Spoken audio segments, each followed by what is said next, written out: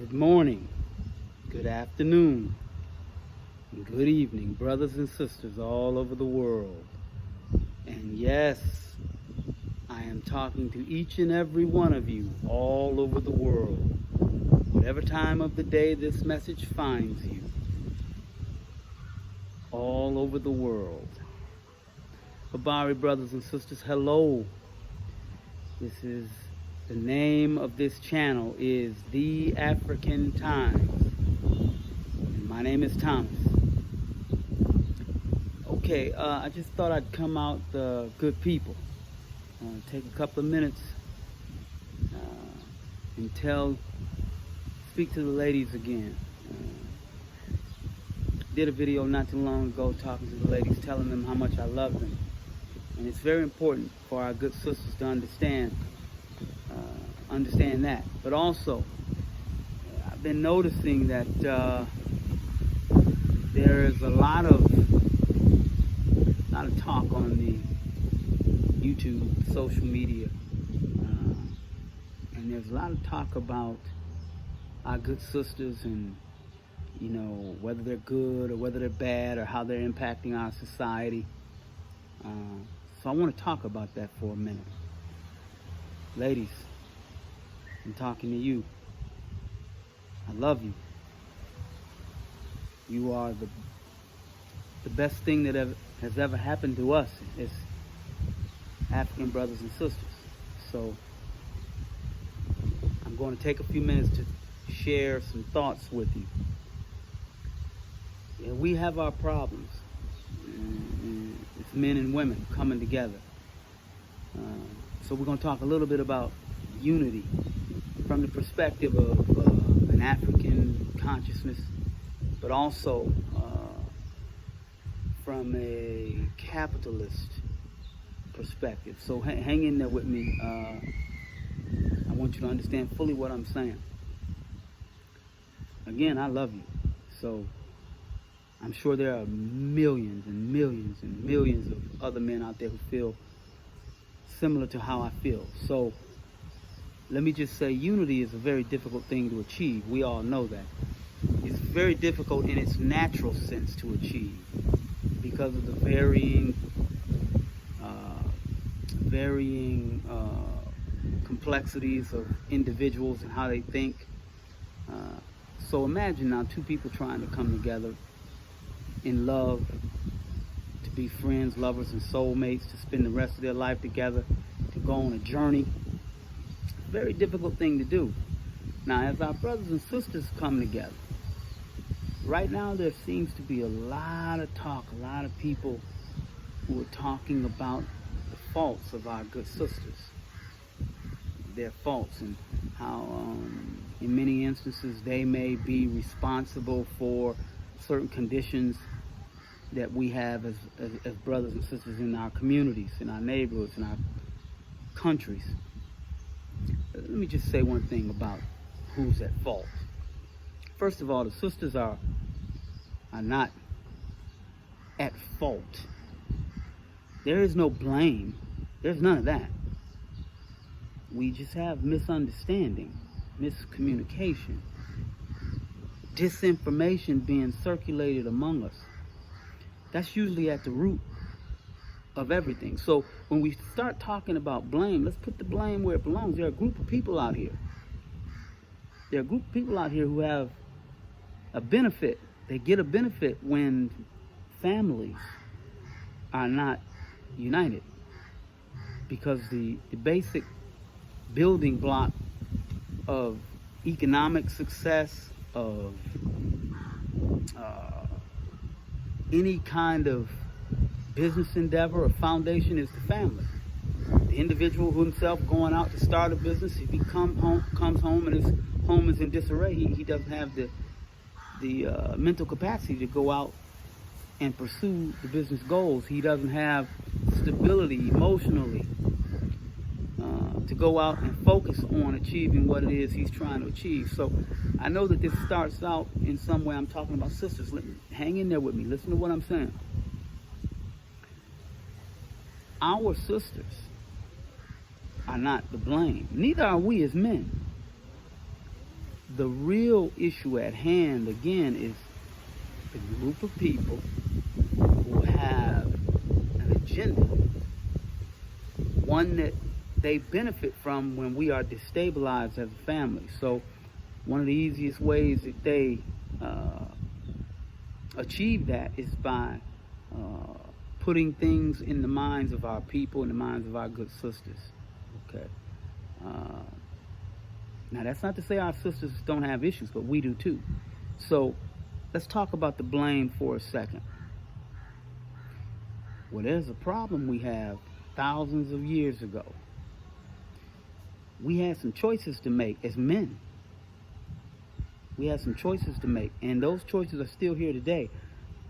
Those choices dealt with, we were confronted with a situation, and that situation required us to take a position. And that position was a very difficult position because it involved our lives.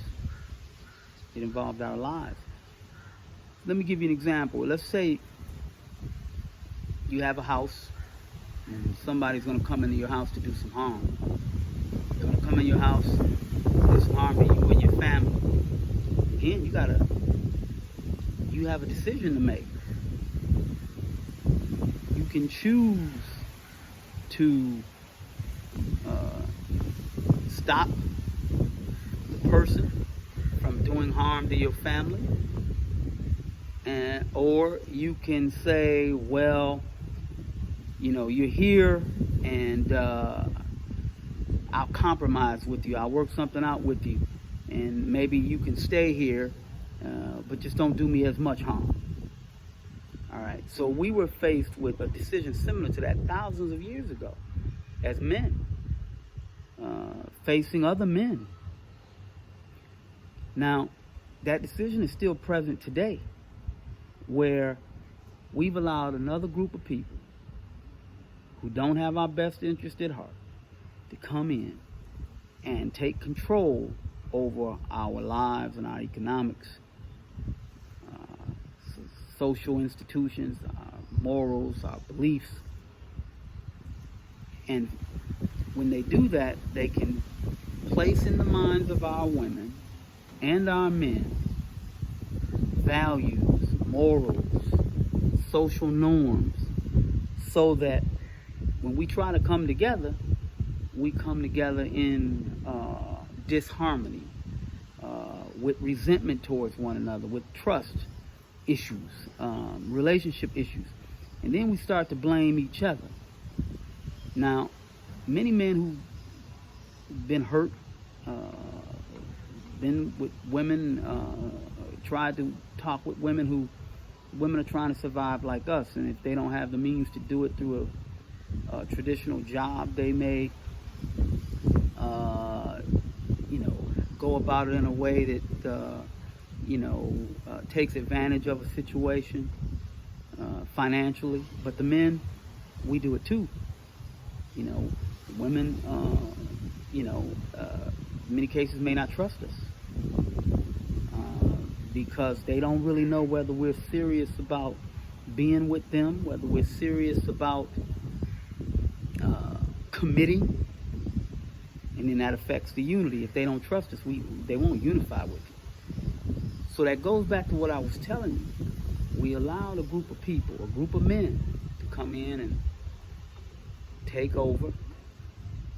When they took over, they had an agenda, and in that agenda, it was the disruption of our families through our sisters, through various means: political, social, religious, economic, legal, entertainment, all of those areas.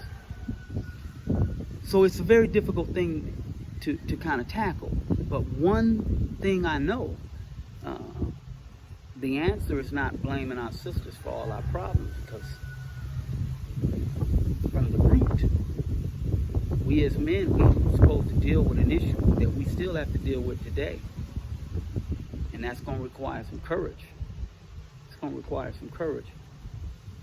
Then if we can come together as men and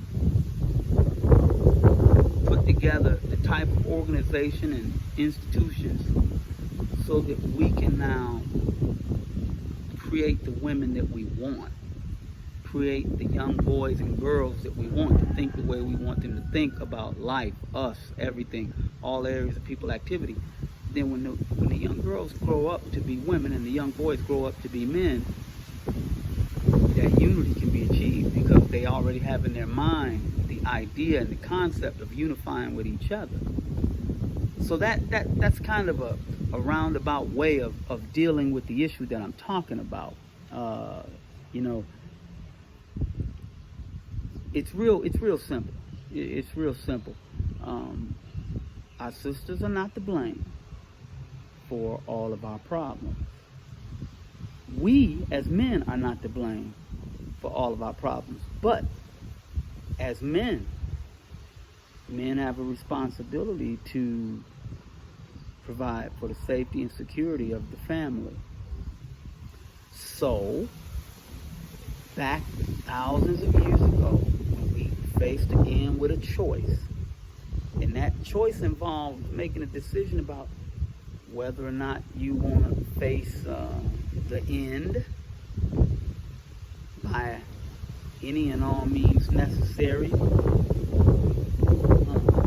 or, you know, stop and give up. You know, now we haven't given up, and we never will. So don't misunderstand. That's not what I mean. But it requires us to focus on some other things, and those things are all the areas of people activity that would help us, including protecting our women and children. So, again, to get to the unity issue, the answer is not to blame our sisters. Then they turn around and blame us. And now we're not unified. Then we think the best answer to the problem is to unify with some other group of people that don't look like us. And then that'll spread. It'll spread. It'll become a problem. So, again, we have to understand as men that our problem starts with us. Starts with us. What are we doing for the future generations to put in their minds all of those thoughts and that consciousness necessary so that they understand, unify, come together. Your sister is the most important and cherished item in the black community. You have to have her, or you can't have you. You come from her. You understand? So we can't blame her. Now, don't misunderstand. There's some sisters out here. They have some issues, but there's some brothers out here with some issues. I was one of them. When I was younger, I didn't have all the answers. I don't have all the answers now. But I understand one thing. We, as men, have to gain control of our societies. We have to gain control of that. The messages and images and thoughts and values, they have to come from us. They have to come from us. So I don't want to participate in, you know, sitting up talking about what's wrong with the sisters, and you know, I have to be careful with that, because what's wrong with the brothers too? Not either or, both. Now, if we unified our efforts, brothers and sisters, understanding fully what's at stake, the future of our children. Now that's a different situation now. Unifying our efforts, coming together, working for a common goal to provide for the security and well-being of our children. Different situation. So, again, I just wanted to come here and talk to you a little bit about unity. And the root of the problem is not blame. We can't blame, again, no blame in the sisters. Leaving out the men and their responsibility. I kind of, it hurts me a little bit. It bothers me. I see a lot of brothers, you know, they're angry, they're hurt, they're upset. Because, you know, I'm sure they've had experiences that weren't good. I've had them too. But the answer is not to unify. So let's talk about solutions. Number one, all of us need to be as open and as honest as we can with each other when we come into these relationships. Tell the truth, even if it hurts. Tell the truth, even if it hurts. The other thing, your economics. Pool your resources. We can't do it alone. It's not individualism, that's capitalism. No, that's what they want us to believe, that you come together, you keep yours, I keep mine, don't you talk about this. We're not going to make it because we don't own the capital. We're not going to make it unless we come together and unify. And a man and a woman is the basic building block of that in terms of their family. The United States economics, the United States economy is not a single person economy.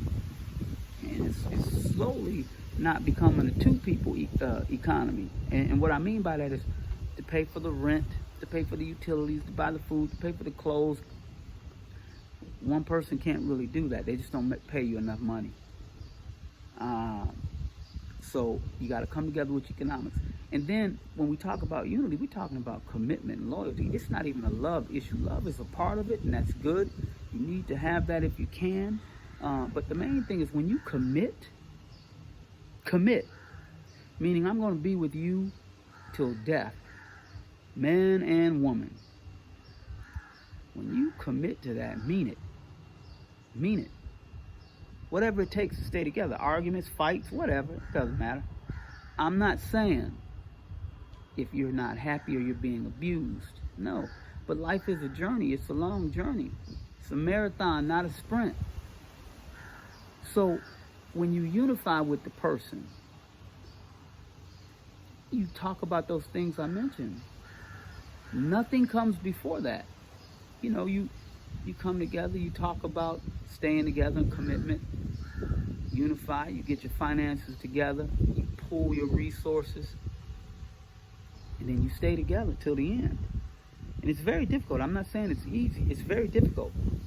But without us being able to do that, particularly in these various W lands, you just won't have a chance of surviving.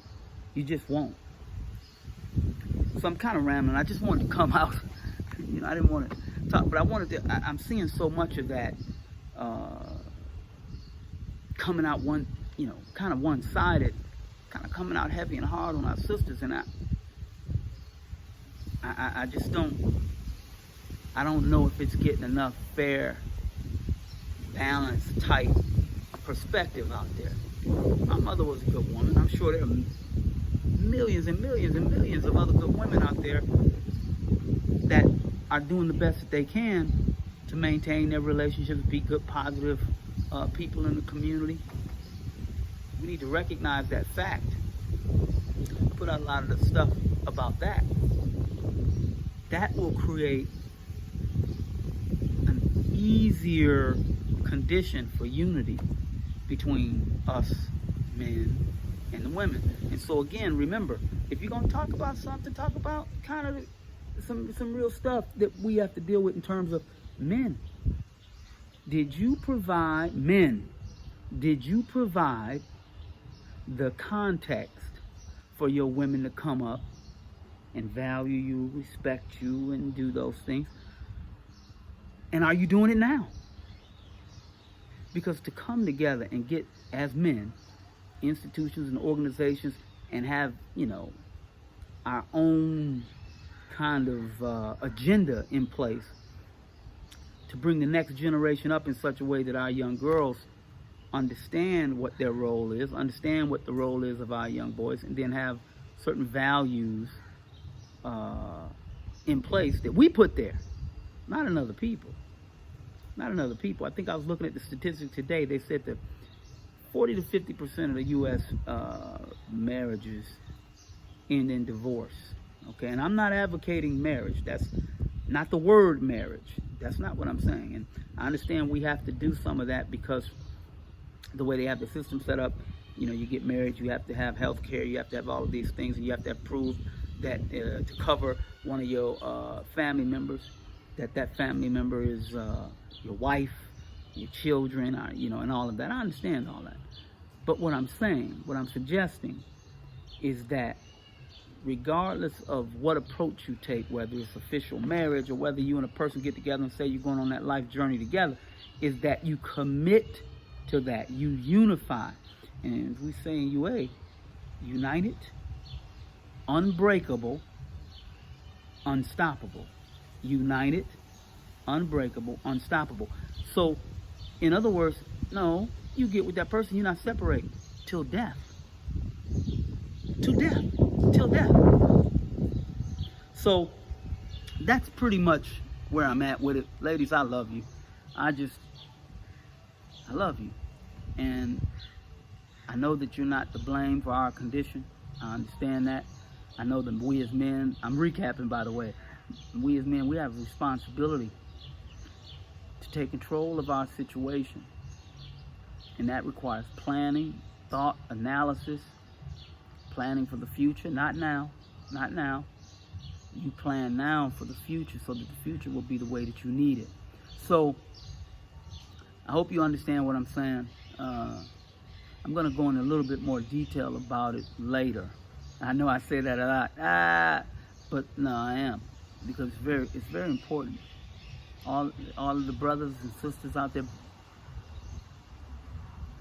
I want views, things like that, but